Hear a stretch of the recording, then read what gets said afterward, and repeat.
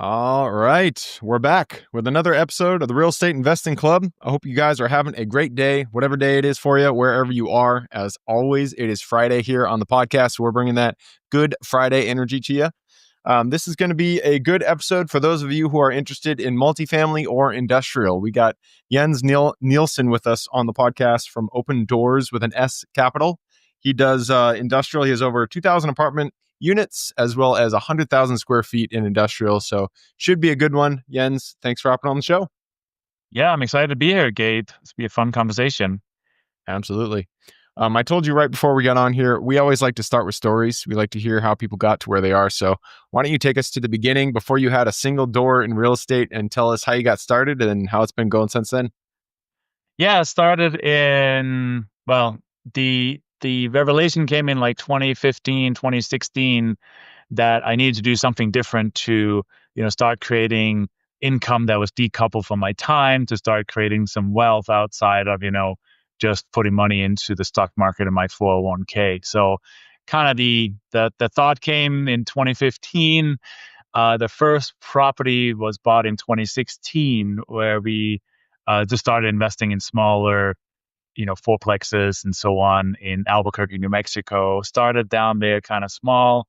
But then, this is all with our own account, right? Me and my wife's money and so forth. So within the first, year, we had actually bought 3 properties, and then we're kind of out of money.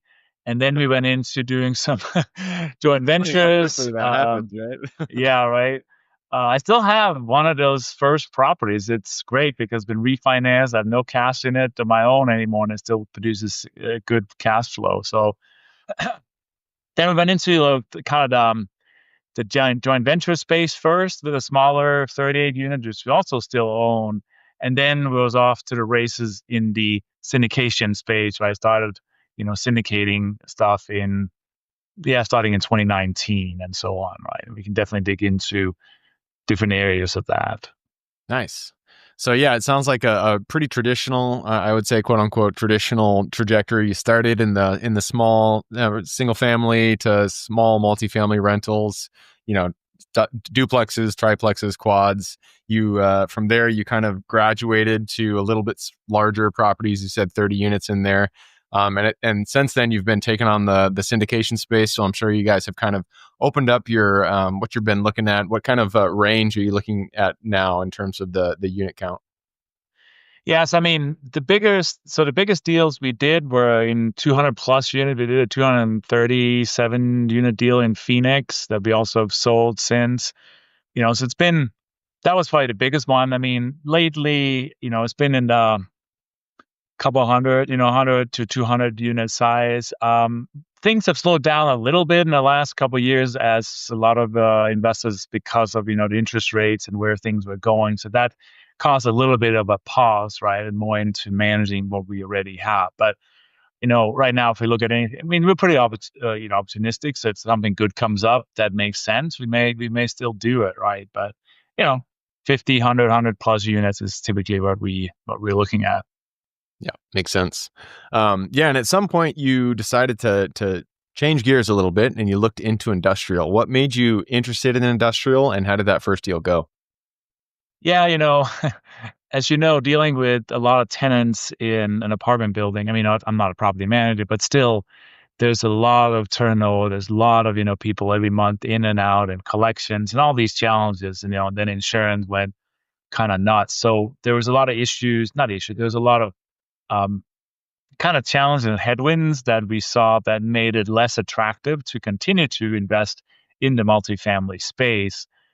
And we started looking around to what else is out there. And my partner, who had done kind of commercial or warehousing for a while, said, well, let's look at this. And we started looking at it. It's like, oh, that actually makes sense, because, instead of having 50, 100, or 200 tenants, you may have one, right? One or two tenants. And it makes it easier to manage. I mean, they typically, will do all the maintenance, their business, so they know what that all means. So that has been an interesting path to take on. I mean, not without its own set of challenges, but it's something that we like to do because it's less hands-on.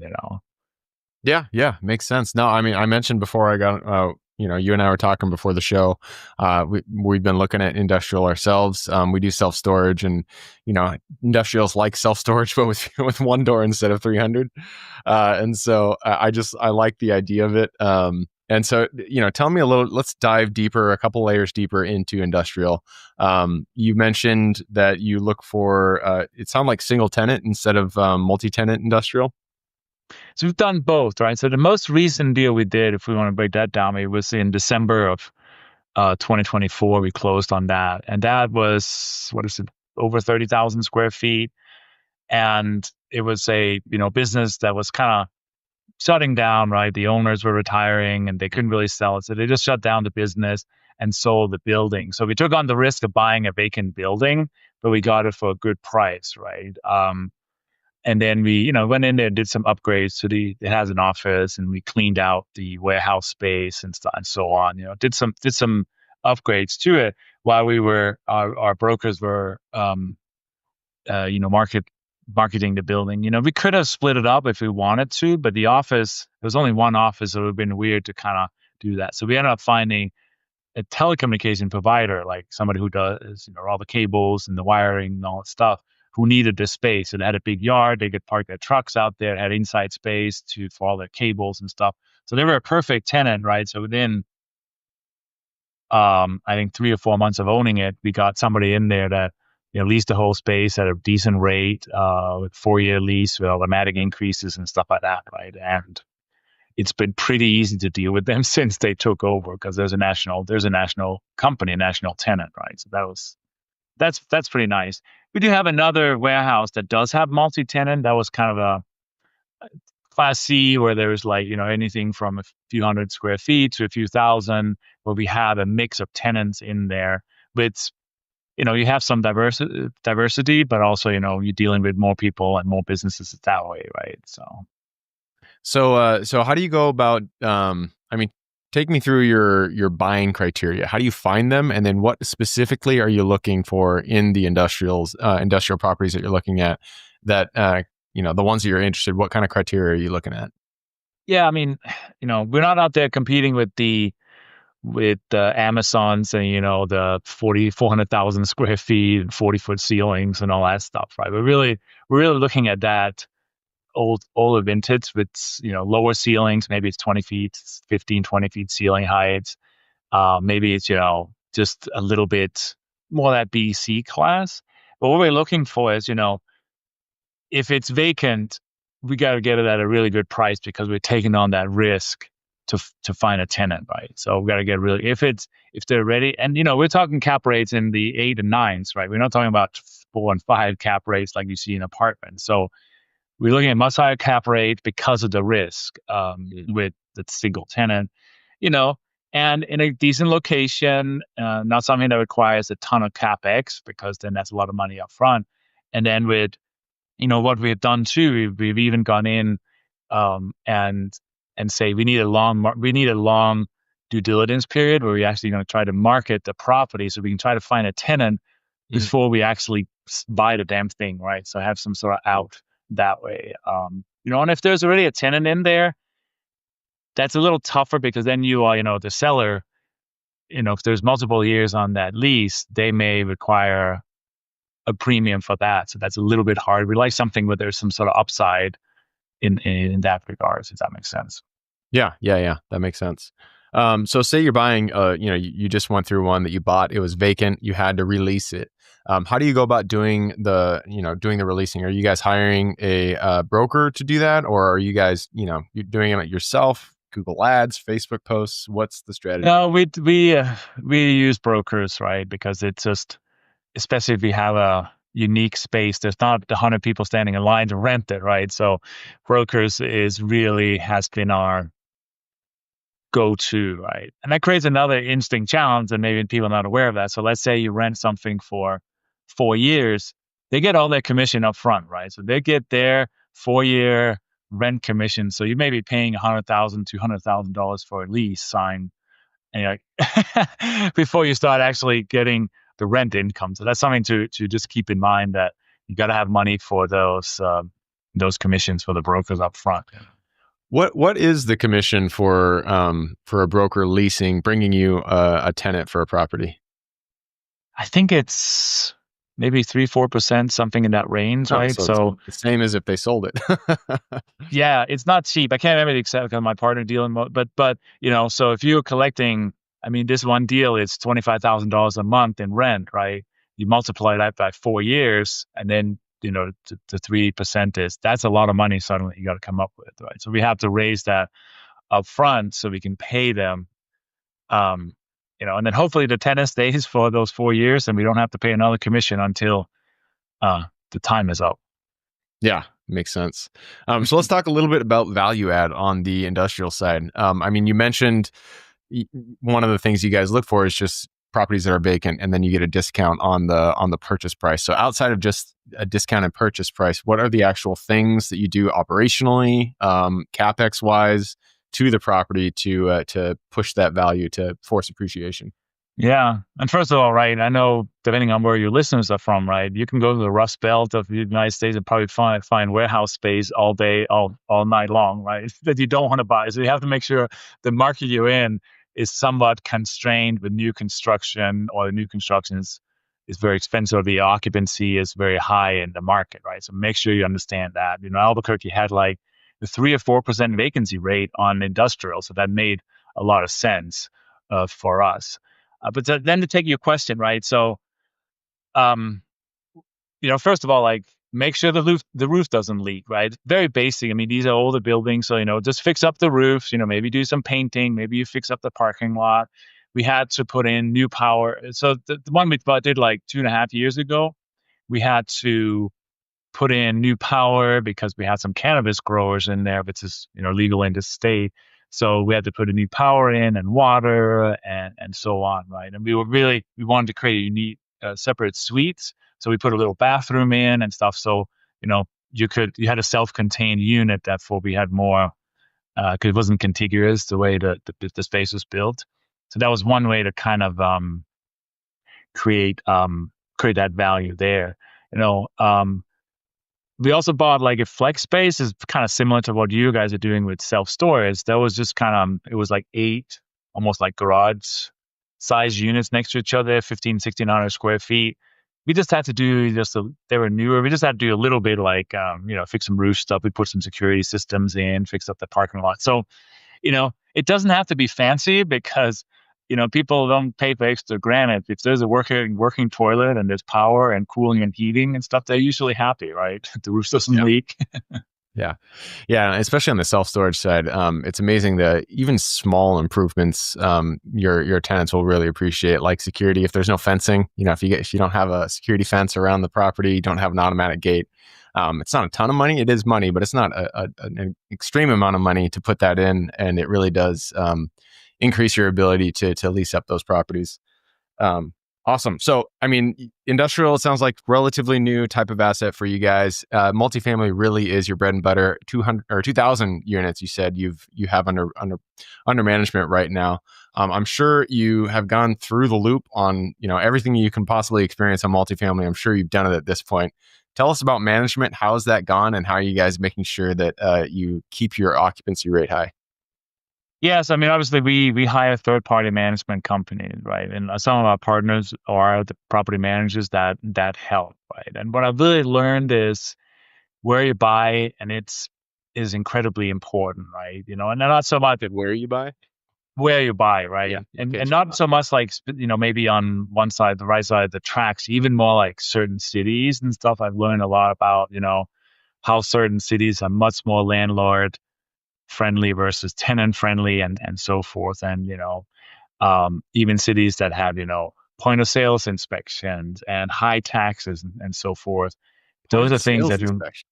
you ever heard of that? No, I haven't dealt with that. No, that's interesting. Tell me a little bit about that. Oh man, yeah, don't do that because it's basically the in order to transfer a property, the city's building department has to inspect the property and say, oh, there's all these problems with it that need to be fixed by the seller or the buyer, because you get all these violations. So that happens a lot in the Northeast, like Cleveland, Cleveland Heights, Ohio. Pain in your, you Interesting. know what? Yeah, So it's when you sell a property, you actually have to bring an inspector from the city to verify that it meets current, codes. And then if there are any problems, it has to be rectified before the sale is completed.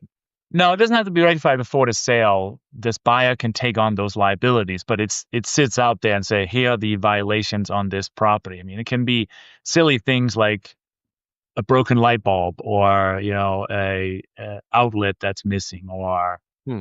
to bigger issues, right? I mean, Yeah. construction, I mean, safety, huge safety issues. But it really creates an amazing administrative burden, because then the city is just after you while and sometimes they may even hold escrow money back and say, oh, we estimate it's going to cost $15,000 to repair this. They're holding it, or the title company holds it, and you don't get it released until the repairs have been made and so forth. Hmm. So those are Yeah. painful, and so I would definitely advise people to stay away from cities that have those kinds of inspections and stuff like that, because it's just ongoing and Yeah. so on.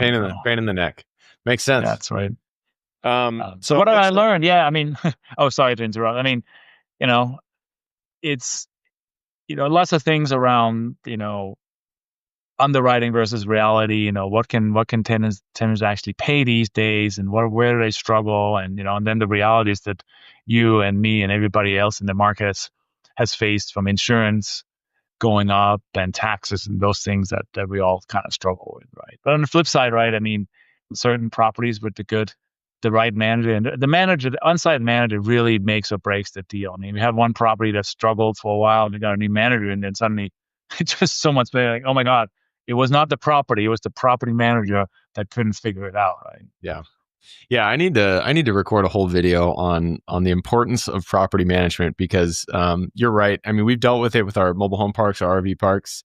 You have one manager in there, the property's struggling. You get them out, put a new one in there. All of a sudden, the property's great. Nothing happened in the market. Everything's the same. The property's the same, but you got this one change in person that you're actually having to run the property, and it's night and day. And on the flip side, when you realize somebody is not a fit and they're not doing a good job in a role, the quicker you can come to that realization and remove them and have somebody new in that position, the better it is. The first mistake we made a long time ago for one of our parks is we realized our on-site property manager was a bad fit, and we just held on to her, trying to figure out a way that we can get her to improve her performance. And we worked with her and worked with her.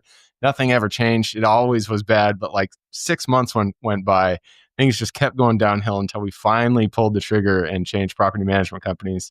And that's the wrong way to do it. If you can give somebody one chance, but if they continue to make mistakes, you just gotta cut the cord and move on. Absolutely. Yeah. All right. Well, it looks like we have run down the clock. We're rounding out to the 20-minute mark, so it is time to move on. Before I do move on, I did want to ask. I noticed on your website you do coaching. I'm assuming within the real estate space. So I want to ask, when you do that type of coaching, what do you typically see when people start out, and how do you coach them to get on or to get to the next level?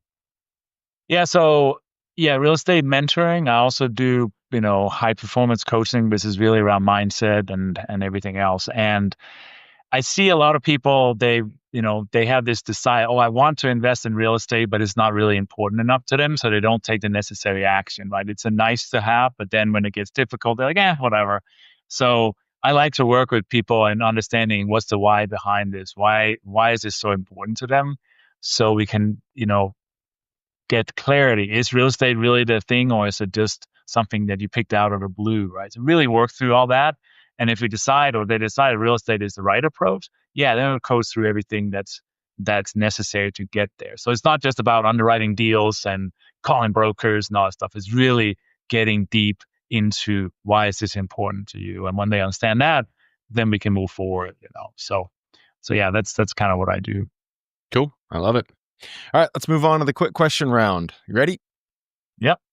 Starts with education. I need two recommendations. It could be a book recommendation you've read, a conference you've gone to, a mentorship program you've been a part of.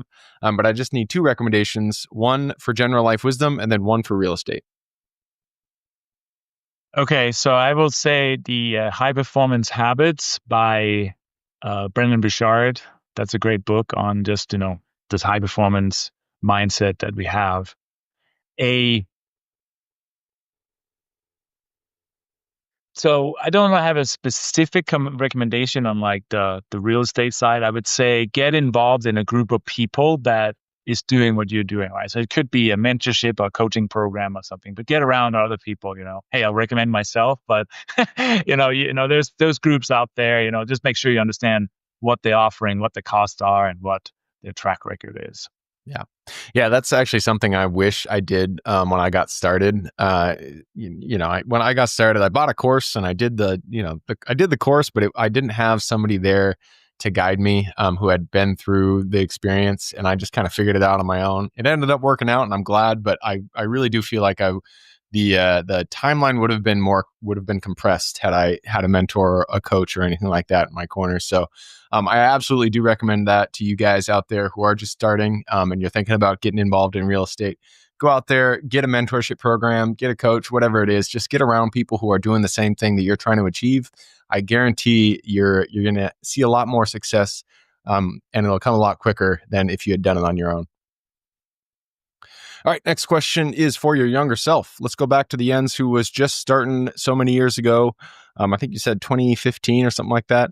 Go back to him, look him in the eye, give him one piece of advice moving forward. Partner with people early on. I thought I could figure it all out by myself, but partnerships is really that took it to the next level. Absolutely. Could not agree more. Our next question is about the U.S. It's a big place. There is a lot of opportunity out there. Give me the single metro you're most excited about investing in. I think right now it'd be my hometown, be Albuquerque, New Mexico. Or I don't live there, but it's close because I feel like I like a little bit more control over it, and seems to got they just announced a $1 billion fusion I don't know, research facility that they're going to be building there. So that's pretty exciting. That sounds good. Yeah. Yeah. Albuquerque is one of those cities you just don't generally hear investors specifically talking about being excited about investing there. But I know it's a good city. I know they have, good numbers, good rates. And so, yeah, I mean, if it's your backyard, I would absolutely backyard. If it's a place that has good deals here in Seattle's my backyard. Seattle has no good deals. I mean, they're out there, but I like to look elsewhere. But yeah, Albuquerque, great metro. All right. Next question is about finding deals. It all starts with getting in contact with the seller and penning that purchase agreement. So, what's your favorite way to generate leads and find new deals? This is the interesting piece, right? The way I have succeeded there, and this is why I said the thing about partners is that has usually been on my partner's plate to do that. They have actually been helping with that. Now, I will say that back in the day, like we're talking, 8, 10 years ago, I did do direct mail campaign. I have a 16 unit deal that I still own through direct mail, right? So I think that still works. It takes time and effort. But if you're trying to maybe not compete with all the other buyers and the brokers and everything else, you may want to do something like that. Now, that doesn't work on a 200 unit deal, but something smaller, that could be an interesting approach that has worked for me. Yeah, no, I'm a huge fan of direct mail. Direct mail, cold calling is obviously a really easy one. If you're trying to do direct to seller, cold calling is great. But direct mail, PPC, any of that stuff, I absolutely love it. I will say, if any of you guys are if you're trying to do direct to seller, you're not trying to go through a broker, have at least, and I'm saying at least $5,000 to $10,000 in your pocket that you can use for marketing, because it takes more than you actually think to get those deals start to flow. You can't put $100, $1,000 out there and expect a return. You really do need to spend some cash, and I would say 10,000 minimum to get something that to get some kind of traction going. So those gurus out there who say you can do it in like $1,000, that's just, at least it has been my experience. Yeah. All right. Next question is about lessons learned. Not every deal we get into goes the way we expect it. In fact, pretty much every time something goes wrong, and that's when we get to learn a lesson. So take us back to a deal that went a little bit sideways for you, and then what was the lesson you pulled from it? Yeah, I think we are selling some deals right now that are not didn't go quite as well, and I think a couple of lessons there were a little bit over leveraged, with some shorter term debt. So I think the one thing is like be very, very careful about short-term debt, because that was a 3-year plan. Always everything looked good 3 years ago, but right now it's just a different market that's causing all kinds of challenges for us. So be careful about short-term debt. Be careful about your rent comes, right? What are you comparing the rents to?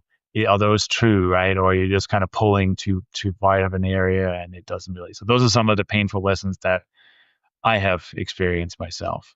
Yeah, absolutely. Yeah, you can't compare Class A rents to Class C rents. You really have to be comparing apples to apples, and interest rates. Nobody knows where they're going to go. And if anybody says they know, they don't.